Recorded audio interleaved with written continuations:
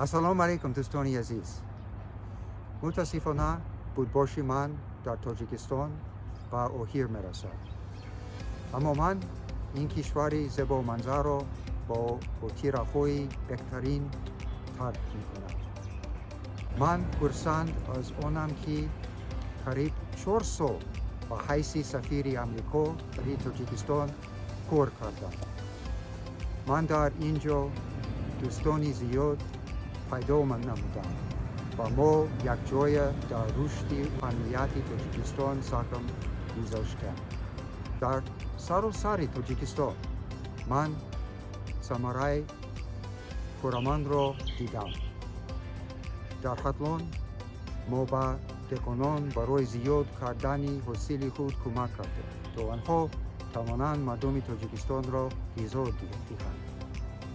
در سرحد تاجیکستان و افغانستان ما بنیادی بازگاهی نفت، تامین تجهیزات و کمک به تاجیکستان برای دفاع مرز خود ادامه می‌دهیم.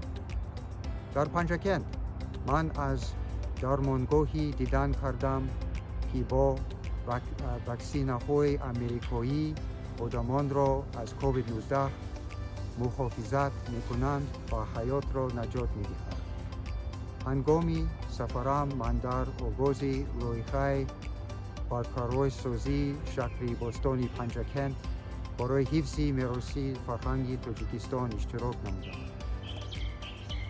در حروف من مشاهده نمودم چطور در فستیوال بام جهان فرهنگی غنی آسیا مرکزی و تاجیکستان را تجلیل می‌کند.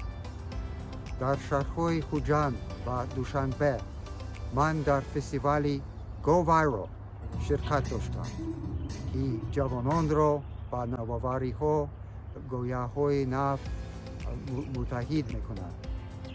من در تمام کشور منفعت برنامه‌های تعلیم را دیدم. در نتیجه شماره هرچی بیشتر خوانندگان دانش خود را بهتر کردند و بسیاری ها با زبان انگلیسی آزادانه حرف می‌زنند. سال گذشته ما 30مین سالگرد رابطه امریکا تاجیکستان را تحت شعار یک جای به پیش جشن گرفتیم. ما یک جای به تاجیکستان شریک قوی برقرار کردیم و این همکاری را در طول 30 سالی آینده گسترش خواهیم داد. آینده روابط امریکا و تاجیکستان درخشان است و من افتخار دارم که در آن سهم خود را گذاشتم. من برای مهمان نوازی و دوستی که شما با من و عقل اولایم ظاهر کردید همیشه منت دارم. با شما سوک و امانی و شکوفایی تمنا دارم. یک جهان تشکر. سلامت باشید.